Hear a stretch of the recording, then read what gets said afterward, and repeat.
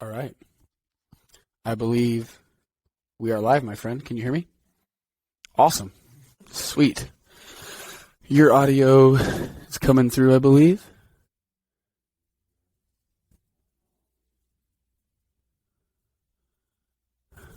Yeah. I cannot hear you through my mic.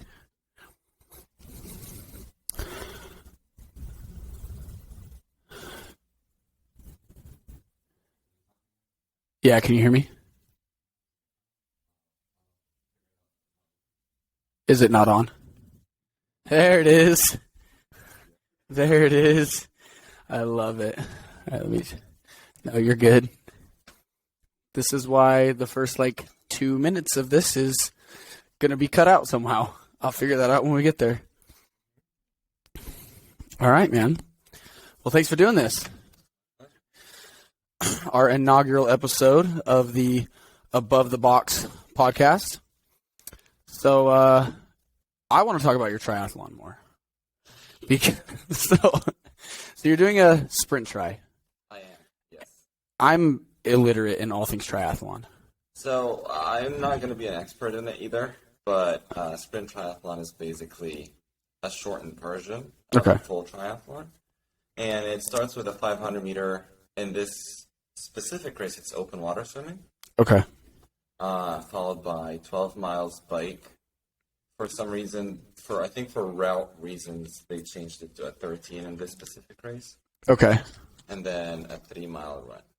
So it's not terrible. It's not terrible, each piece alone. Right. I mean, Put it together. it's long. Yeah. Was that like an hour plus, give or take? The winner from 2019, I don't think they've done it in 2020, but in 2019 had a time of 1:07. Okay. 1 hour and 7 minutes. That makes sense.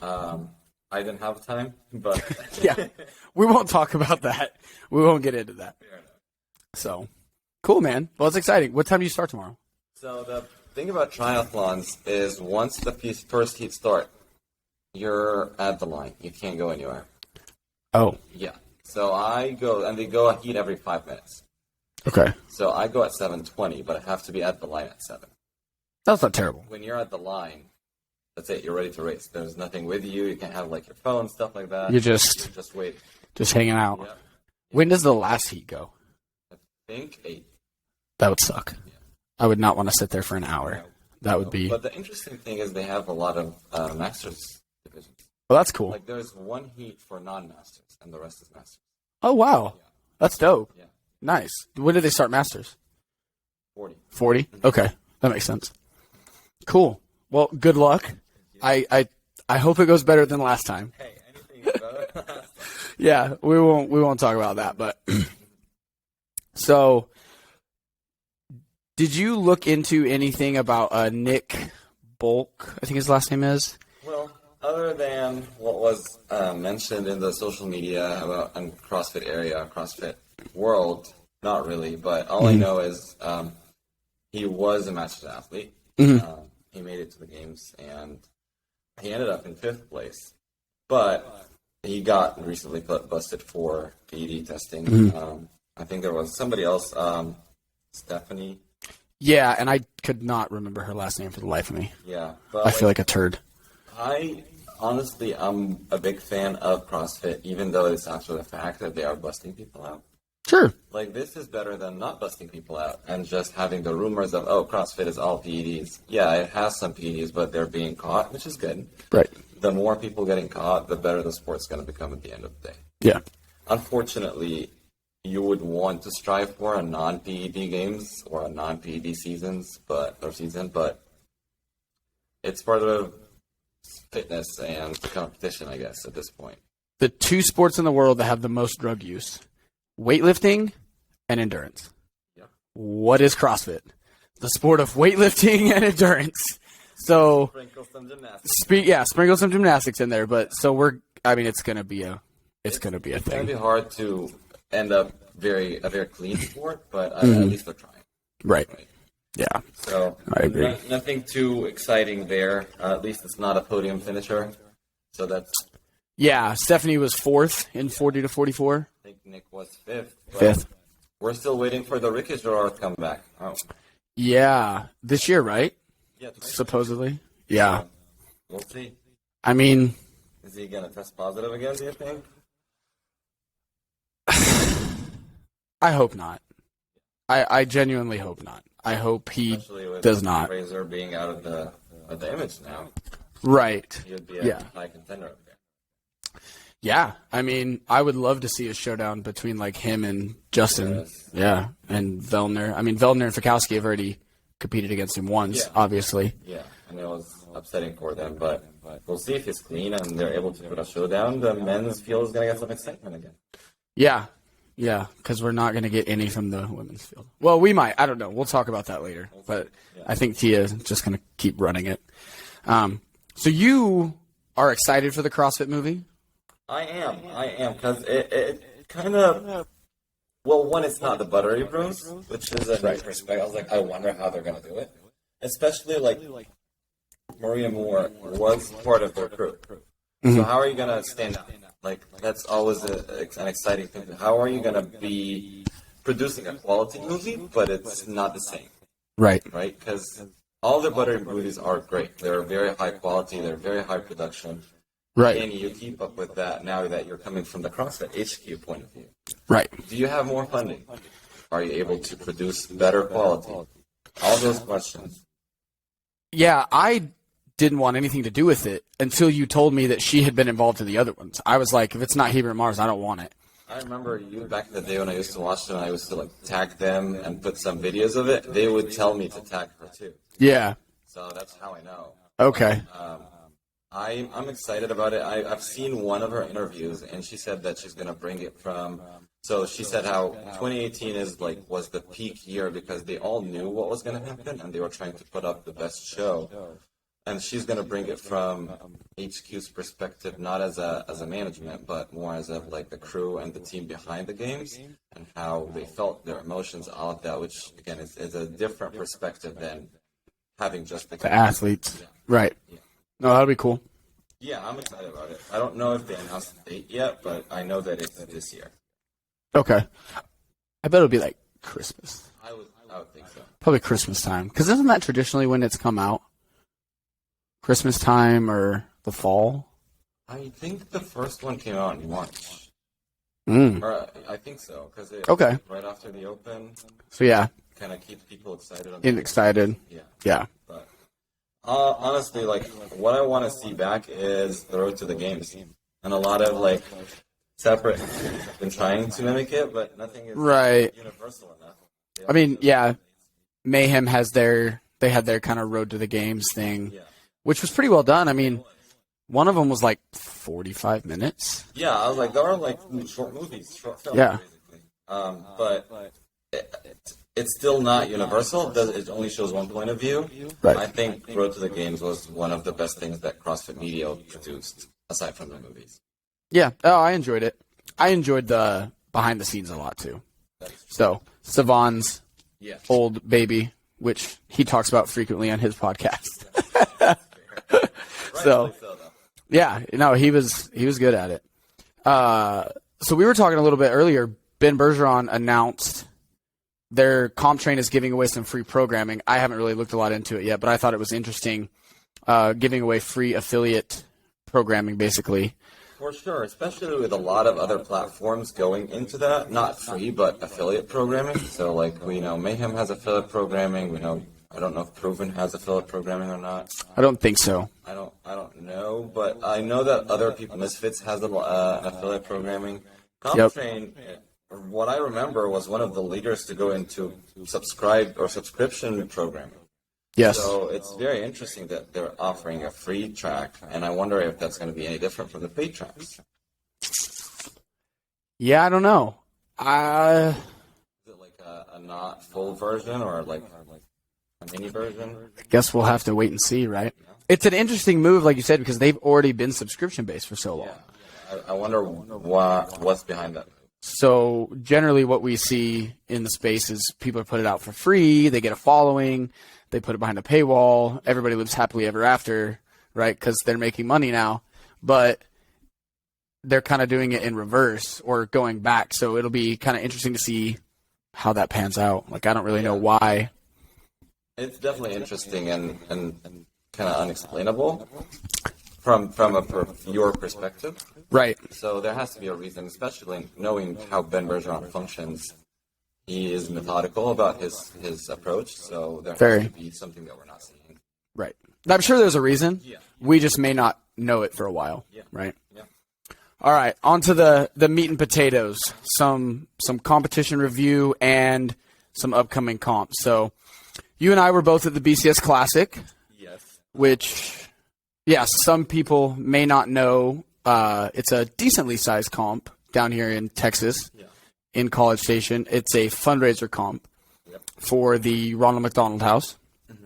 So, and there's a big Mayhem influence there. Froning, we think, still does the programming, or at least influences the programming significantly for it. But Mayhem programming.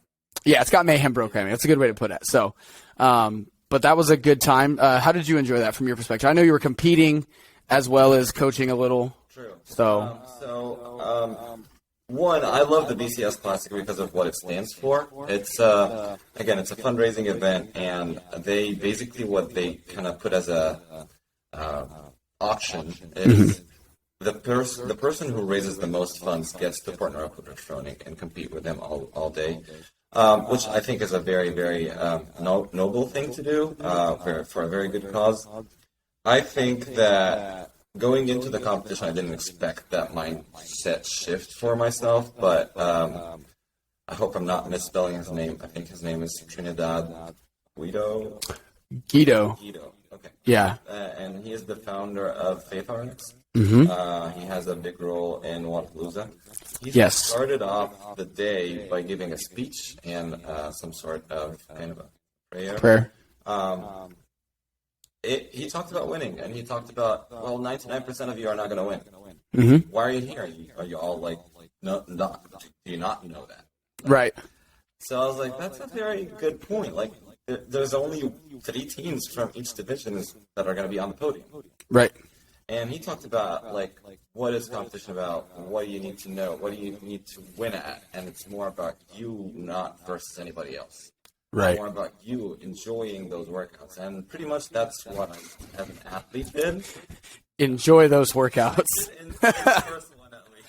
So the one with overhead squats and running, I was just smiling the whole time. Yeah. Don't even know where we finished. And what helped with that is the leaderboard wasn't working until later that day. So I was like, that is true. Right. There was a leaderboard technicality. True. But from a standpoint of if we're going to go into how the event went, I think it went very well. They grew a lot from last year. Yes. They had 3 competition arenas compared to 1 last year. Yes. They had so many teams from, this is their first year as a qualifiers competition, so they did have a qualifier before that. Mm-hmm. And I believe my division, which was intermediate, it was 70 teams in. Yeah, there was a lot. There were 9 of those divisions. So that's a big participation. The programming, as we said, it had some mayhem in it, but I don't know if I loved the workouts when it comes to being a comprehensive test of fitness. So it is very difficult to do that in one day. It's very difficult to do that in a charity kind of event. Right. So I'm not mad at the programming. I just felt like there were some holes that I'm not upset about as an athlete because I don't like my strength being tested. But I think it's an important factor in fitness in general. Right. But other than that, I feel like the logistics were good. The organization, the volunteers, all of that was a cohesive unit going. So to give BCS even more kudos, they were short-staffed. Really? Yeah. So one of my friends and coaches was a volunteer, and they were short-staffed, and they still pulled it off at that level. Really well. So on any of the events, it was really on time, well done. So yeah, kudos to Charlie, kudos to the volunteers, all the CrossFit gyms up in College Station. They crushed it. Yeah. So the podium, we had for male, we had Tucker Macklemore. I hope I said his last name right. It is, I'm sorry if I didn't. And Braden Hull. So they crushed it. They did very well. 2 guys. Tucker's been outside regionals for several years. when regionals was a thing. And Braden has kind of been slowly just progressing. I know him a little bit through social media. Super good dude, very fit. They didn't beat Rich and his partner, but they beat everybody else, so they won. So, yeah. And to be completely fair, I think that's the first year Rich stands on the podium. Yeah, Rich traditionally doesn't. His partner this year was pretty fit. I mean, he was a pretty fit dude. His girlfriend, I believe, dropped in one of the gyms I coach at, and she is a semifinal. I think she qualified for semifinals this year, but she was at the Asia competition when they had sectionals. Oh, nice. So she's sick. Very, very talented and high-level athlete. Awesome. I've never met him before, but I would assume that, right, based on the results, not assume. Right. He was a good athlete. He was a high-level athlete. And then male-female, we had Logan Jenkins and Taylor Dane. So not super surprising there. Logan is somebody who's been on the come-up for a long time, getting ever close to a semifinal level athlete. Taylor has been to regionals, I know, at least once before. Yeah. She's been to Wadapalooza, I think a handful of times. Yeah. She's very fit. Yeah, TFX. She won, I believe, TFX one year. So, yeah. Super fit. And then female, Taylor Reber and Leah Irons, I believe her name is. I think that's a typo on my part. I doubt her name is Led. But yeah, those girls, they had a handy lead on first the whole weekend, which isn't surprising. They both competed at the MAC this year. Yeah. Both very, very fit. I think the best display of that was that overhead squat run event. Yeah. I don't know if you saw. I wasn't, no. They were lapping teams Wow. on the run, which is ouch. That's rough. So yeah, with a workout like that, they were lapping people, but There you go. you know.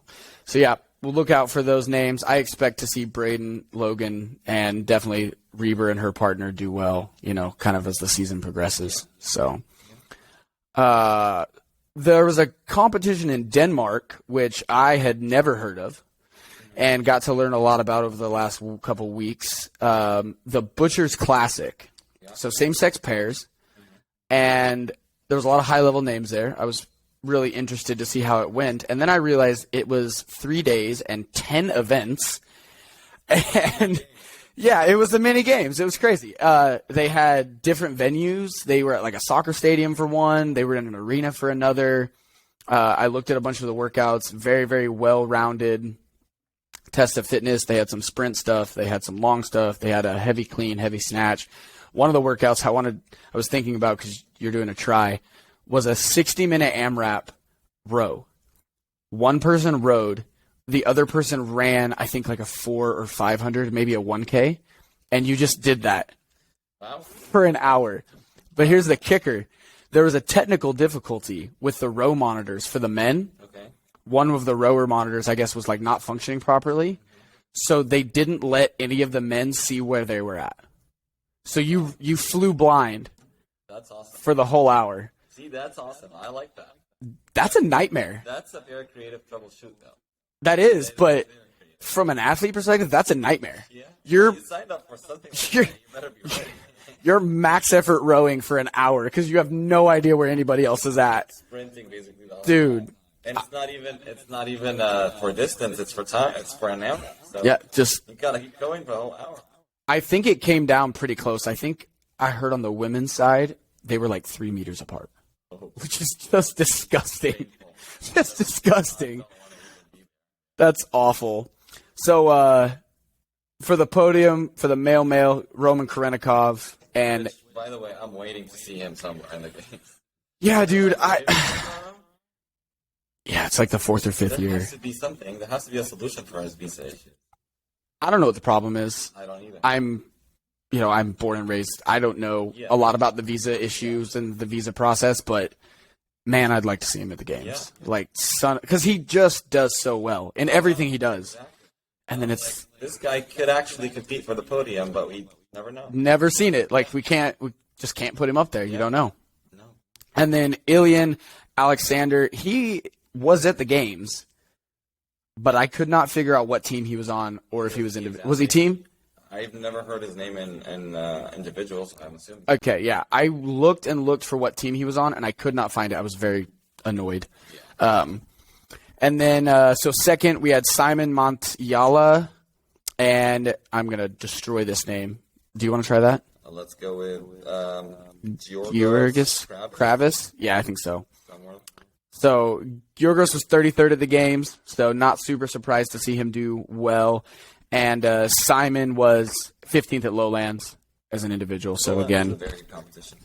Yeah, so they did well. And then Phil Hesketh and Alexander Elbro. Elbro was 18th at Lowlands individual. So Phil Hesketh has been out of the games or the official CrossFit season for a little bit, right? yes, and I had heard his name, but I could not figure out what from. And then I realized it's been just, I think, a couple of years. Yeah, I believe in the since 2019, maybe he hasn't been attempting to get to the games. Or Something like that. Being able to get there. Yeah. So, yeah, it's good to see him back in competition. Yeah, and then honorable mention, fourth place was the Aussie boys, Com Porter and James Newberry. So, you gotta give them a shout out because they're just stud athletes. Female, I do not remember the name of her partner. Martine Solheim. She was 58th in the European quarters. So she did quite well. I was surprised to see her and her partner on the podium above Julie Hogard and Solveig Surga's daughter. Yeah. That's a good team right there. With both of those ladies having been 11th and 13th at Lowlands, I was a little surprised. 58 in the quarterfinal is good, but it's not Lowlands. Right. And I was trying to go back and look at some of the morning chalk-ups. They had some YouTube video of the Butchers Classic, and it just wasn't the level of, coverage. So it was so hard to see what was going on. And, I don't have names to these faces yet or anything like that. So it was I think I made it 10 minutes in. I was I don't know what's going on. And so I just turned it off and went back to the leaderboard. But and then Astrid Tind and Mia Faru got third. So they are both they both finished well in quarterfinals as well. Okay. So yeah, they did quite well. So we understand that competition does not qualify to anything. It's just a standalone competition. Yeah, it's just a standalone competition. Not a sanctional, semifinal, or any of that. We don't really know Right. how this is going to work for next year because it does seem that they're still trying to get kind of a blend with those because this is a CrossFit certified competition. Is that the term? It's licensed or certified, something like that. Yeah. They paid CrossFit HQ to say CrossFit. That's it. Yeah. So far. Yeah. Okay. Yeah. To my understanding, that's what that means. So I understand that, for example, Dubai would be the same way. Yeah. And I guess the Butchers Classic is going on, I think it's their 10th year. Oh, really? Yeah. So they've grown. They started a local in the box kind of thing. And I was very impressed with their logistics. I think the next step for them to really be a super, awesome comp is the live stream. Live stream or just coverage, which is obviously, I think, the hardest part. Requires the most money, the most people, the most technology, all that. If you want to put a decent streaming, yeah. Yeah, but I was super impressed with how they had the event set up, the logistics, all that stuff, the different arenas, the rig, the events. It was very well done. I was very impressed. Yeah, absolutely. So there's some qualifiers going on for SID Origins, so Strength and Depth Origins. And I really want to get your perspective on this because this seems psycho to me. I don't mean this in a bad way. It's just weird. Teams of 12. Dude, I don't know how they can afford the logistics on the actual event for that. Yeah, I don't know. I'll be very curious to see when it's on the in-person side how they do the events. 12 compete at the same event? Are they going to split them up into different events? You've got to split them in different events, right? How do you do a workout with 12 people? Imagine synchronized muscle ups with 12 people. How many rigs do we need?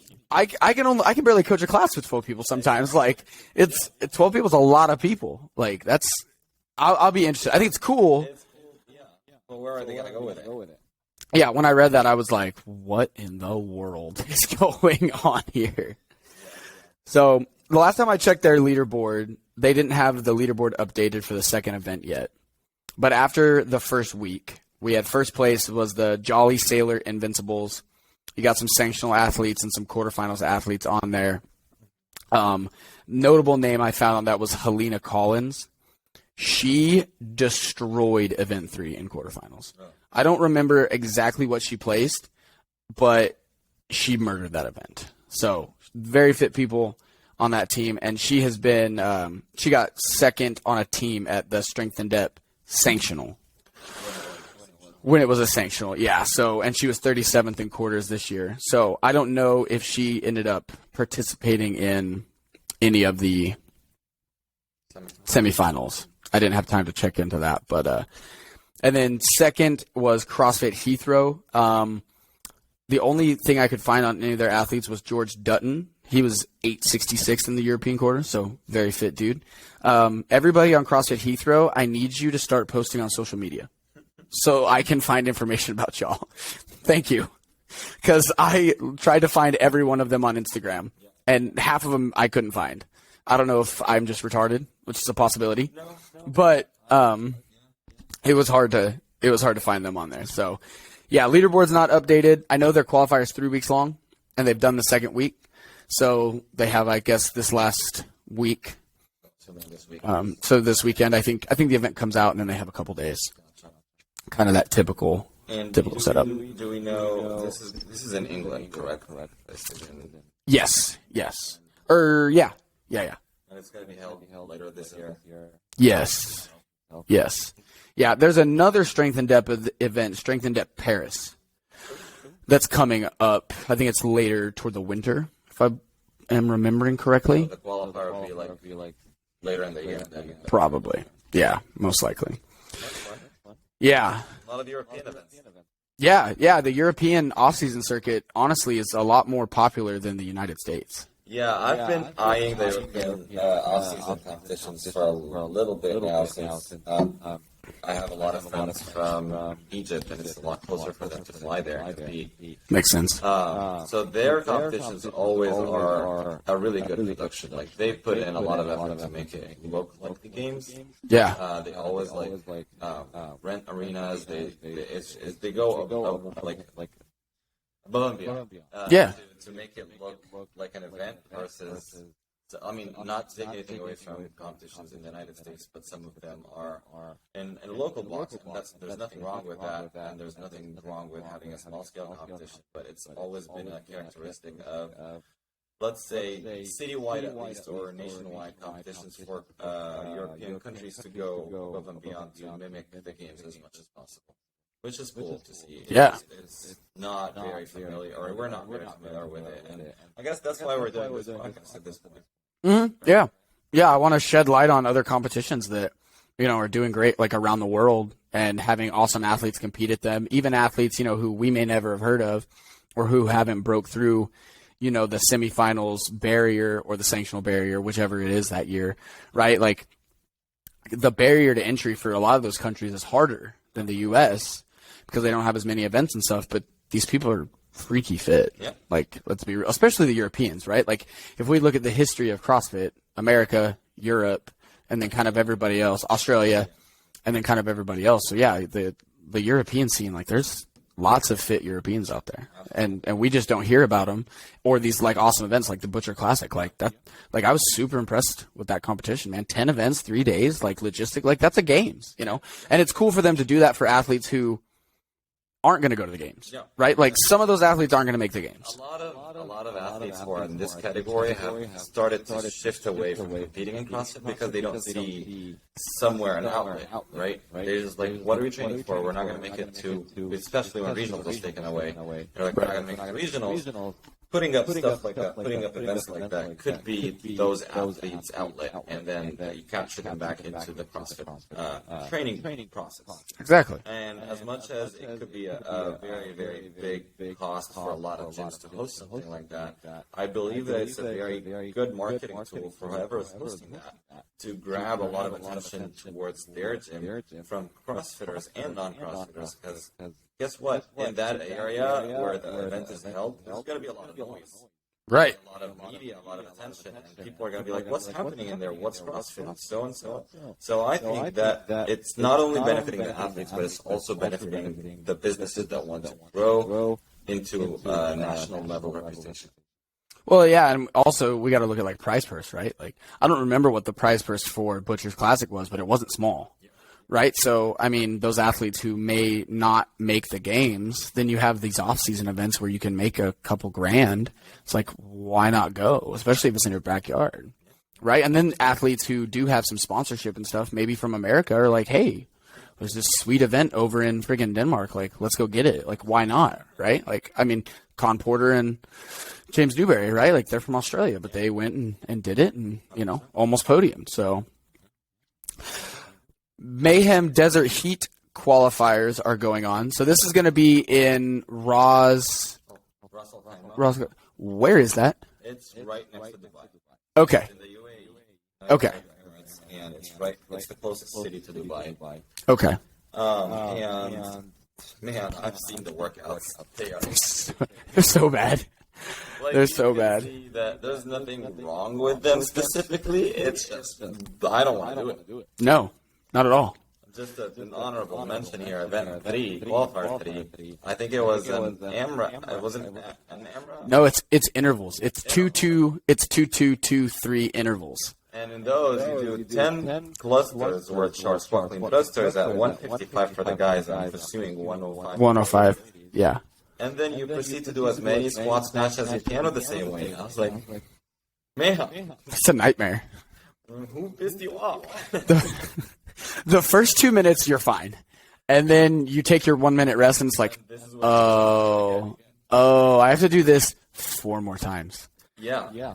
So, I mean, I guess the more challenging it is, the better athletes we're going to see at the end. But this is a next level qualifier workout. Did you see the row Yeah. pull up? That one was gross. Yeah, it was like 45 calories, followed by 45 pull-ups. Pull-ups. Then there was box jump over. 20 burpee box jump overs. And then it went 30 chest to bar. Yeah, and then 15 bar muscle ups. Oh, there's bar muscle up there too. Yeah. Yeah. So, yeah. Gross. It's just it tells you a lot from the name. It's the desert heat, and you're gonna feel the heat for sure. Yeah, it's a workout. I don't want to do any of those. I really don't. We don't really have all the information yet about it since it's still going. But what are the notable names that you've seen on the leaderboard? So Elliot Simmons, I saw on the leaderboard. Sam Cornier. He's a mayhem athlete. Correct? He's a mayhem athlete. He was at the games. I do not recall where he placed. He had to pull out. I think he did not make it past the second cut. Yeah, I think he ended up pulling out about the time they were doing that. But, I mean, super fit dude.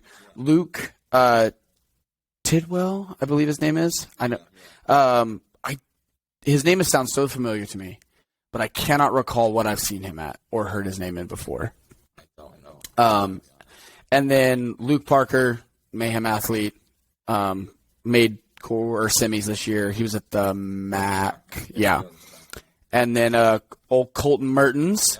So awesome to see him doing the thing. That dude is awesome to watch work out because He definitely showed us a lot in Granite Games.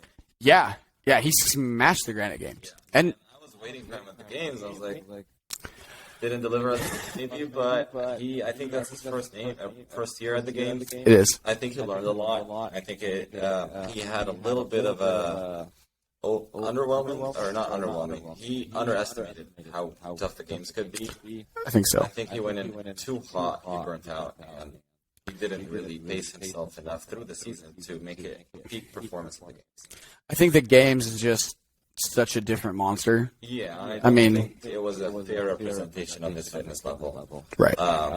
Not that the games weren't fair. I just don't think, as I said, he's smart enough to pace himself towards the games. He did an amazing job at the Granite Games, and I was like, where'd that guy come from? There's nobody like close to him even. Right. And well, hopefully he's gonna redeem himself and Mayhem Desert. Yeah, I think the games for him was a little bit of what happened to like Jason Hopper. Like, oh, this is the CrossFit Games. Shit.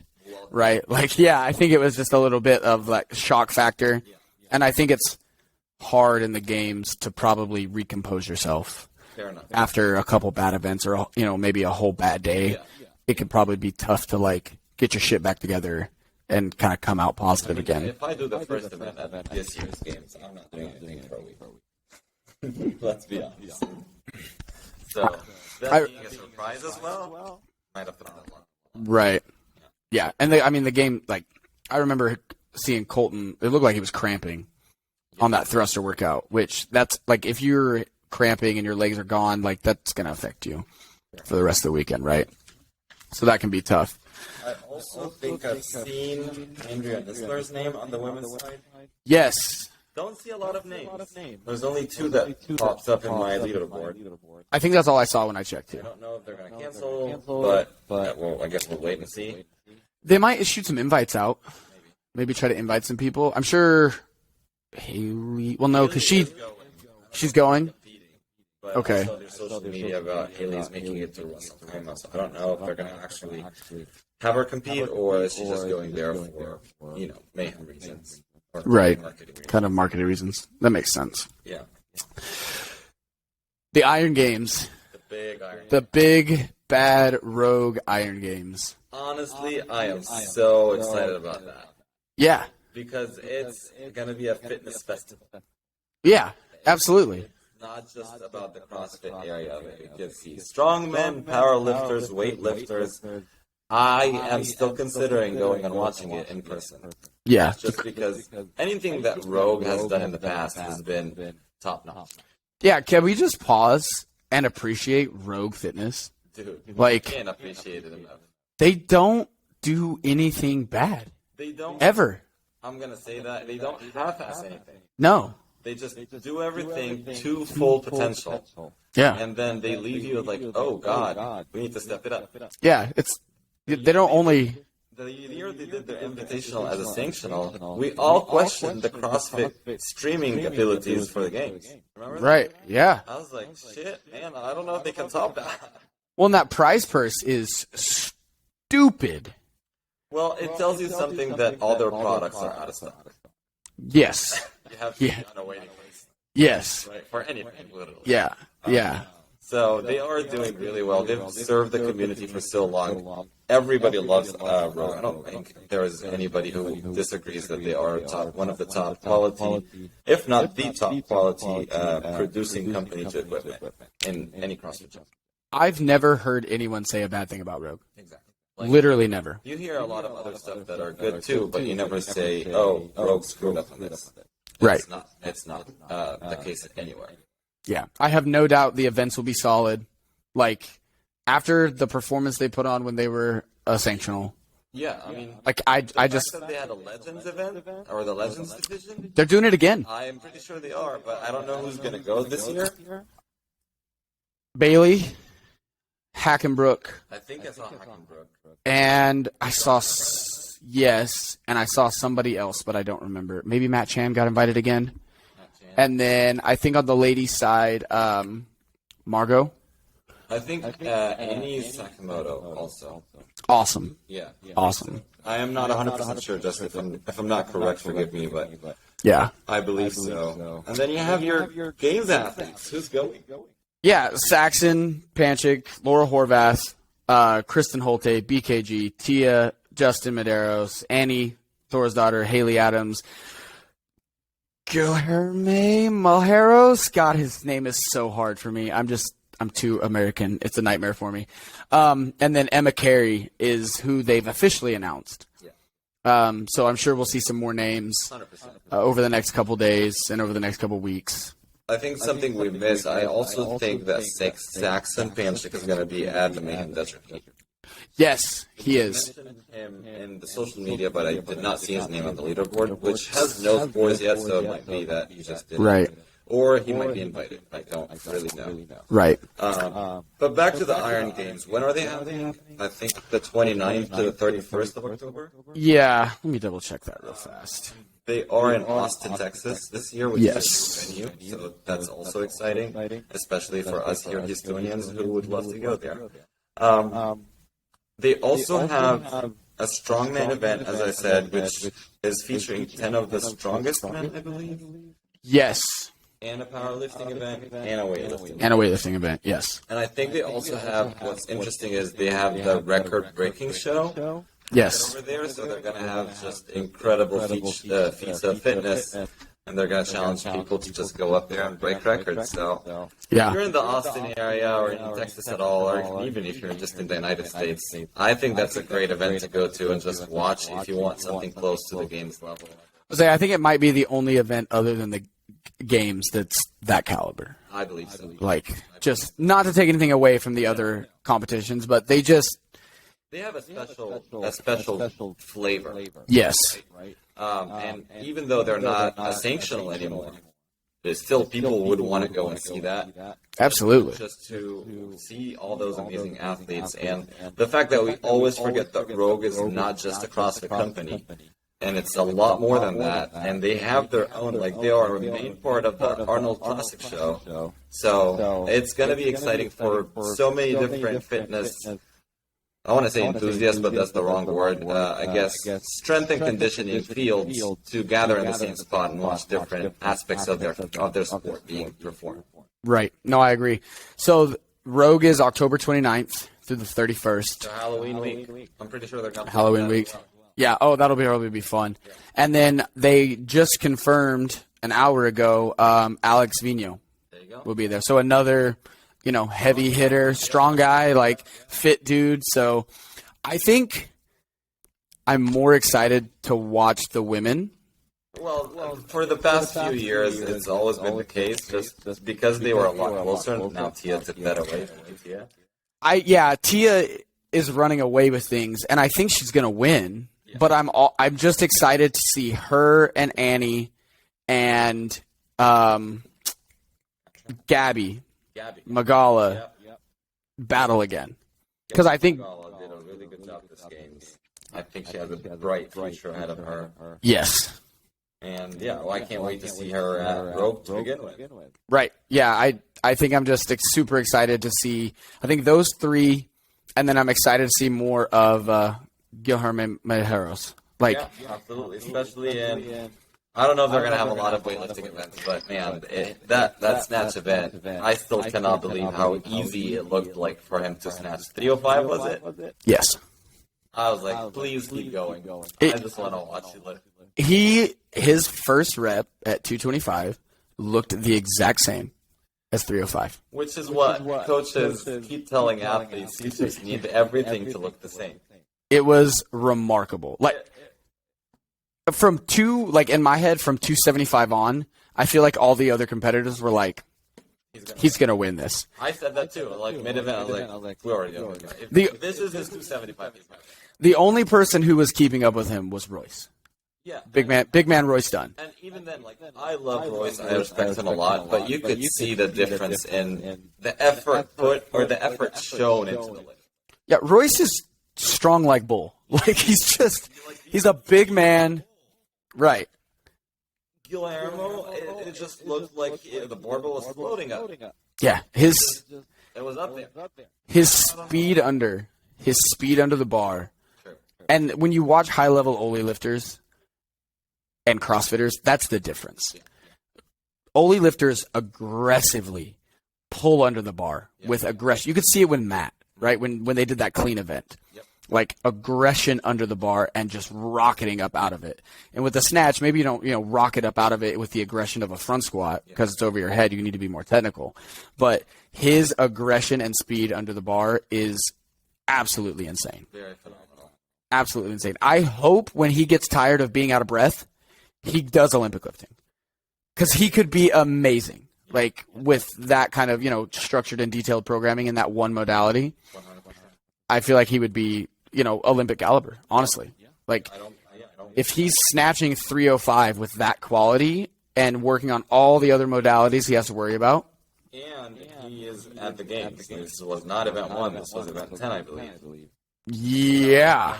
9 events. Event 12 or something like that. Yeah, 12 or 13. 3 days or 2 days of just grinding it out. So crazy. 100%. I want to see a clean and jerk at Rogue because I want to see him clean and jerk now. Like I've seen him snatch and it was like, oh well, that was amazing. Yeah. Now I want to see the clean and jerk. Also wanted to be at the record-breaking event and just break records. Just try to go. Hey, screw the CrossFit thing.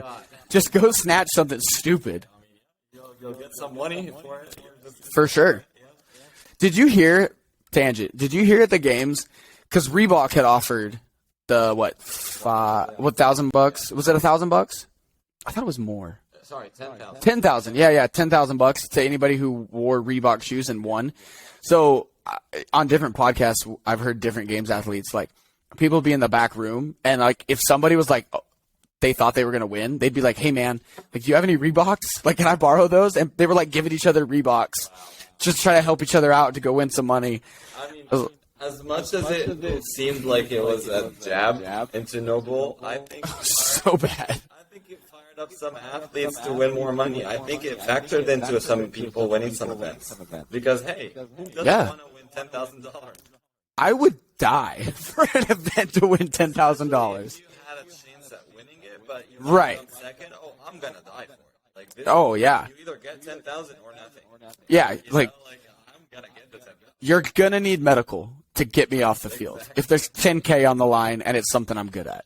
Like, absolutely. Like, there's no, and I mean, not to kind of take a different turn and kind of knock it, HQ, but like the semifinals payouts were trash. True. Like, let's just be clear. Like 5K to win. Sanctionals. Yeah. Last year or 2 years ago, Matt Fraser got 100,000 out of Dubai, and you're comparing it to 5,000. Dude, Dubai was giving away 30K a win. Well, yeah. Like, fuck, man. Like people are making 2 years pay, 3 years pay at Dubai. Like, they're not doing that for a hobby, or at least some of them. Right. Right. So they are gonna look for more money, or they're gonna find someplace else that gives them more. Right. I don't want to only knock on like HQ. I think they will continue. I hope, knock on wood, fingers crossed, all that, to increase the prize purse. I believe this year was a starting. Yeah. Yes. In yes. Like, yes. It's a new leadership. It's a new experimental design with this season outlined. I think they're only going to grow from there. And I hope that we all, as affiliates, as CrossFit athletes, kind of push them to do that. Yes. Help them do that instead of like trash talking. Right. Yeah. It's one of those things. You don't want to bitch and moan too much if you're not offering a solution. Yeah. And it's hard when everything's always been so fluid. 100%. The season's always changed. The events have always changed. Like all of these things, really from 2018 to now, things have just kind of been chaos. Right. So I'm really hoping personally this year there's a similar season structure. And if anything, quarters, maybe, a different amount of semifinals events or something like that. But I also think they had a pretty good mix this year. I'm optimistic that they already announced the open day. Yes. That gives me, they have a plan. Yes, they have a plan. And it doesn't appear to be too different because then they're not busy making all these changes. Right. Yeah, I agree. So that's it for the events that kind of are coming up. I mean, more down the pipeline, of course, through the off season. Yep. But I think Rogue is really the big up and coming event. And then I was just, again, super impressed with the Butchers Classic. Like, I think I'm going to Instagram message them and be like, hey, just so y'all know, like, I'm this American dude who's never heard of y'all, and you guys freaking crushed it. Like, I was very impressed with the event. There you go. So, shout out to them. Yeah, they did awesome. A little bit off topic, but on the affiliate side of things, there's a affiliate meetup in Austin in September. So I know I'll be there, at least planning on being there for part of the day. So interested and happy to see those things happening. Yeah, so I think they call it District 7 here. Yeah. Districts there are. I don't either. I think District 7 is Texas. Yeah. That's yeah. And I believe it's been happening over in Houston so far. I guess maybe at a smaller, like if there's a sub-district level maybe or something like that. Maybe so. I have been keeping an eye on them as they meet every now and then. I think they meet maybe once a month. But I believe this one is kind of a major meeting or a bigger level. They are meeting at CrossFit Central. in Austin, which is one of the oldest affiliates in there. Yes. And it is also, speaking of which, they are the host of the TFX happening in their qualifiers, at least, are happening late October. Yes.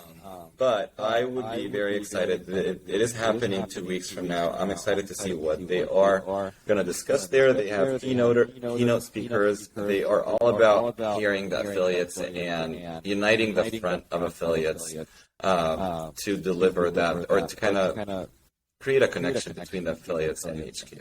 Right. So they are not an independent. They are from HQ, or at least representing HQ. And I think they're doing a great job, at least District 7 representative. Shout out to her, Grace. Grace, yes. I don't know if I'm misspelling your last name. But she's been doing a great job of trying to post more on social media, trying to grow the meetings up, trying and discuss major issues, or not major issues, about how can HQ help the affiliates and what the affiliates want from HQ. Yeah. So hoping to see something similar to that on the meeting, and we'll update you once we know what ran there. Yeah. Once we get some more information, or after the fact. Yeah.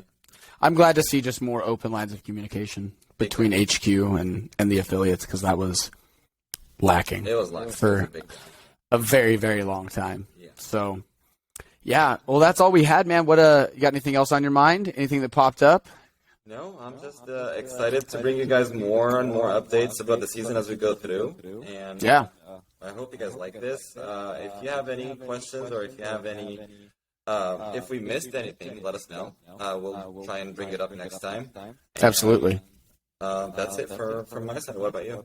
Awesome. No, man, I think that's it. It was a good first episode. I think we got our feet in the water, and excited to keep doing these more and keep covering events of the season and covering the athletes, both, super high level and maybe people who are on the come up. Yeah. So 100%. All right, my man. Well, thanks. Thank you. All right.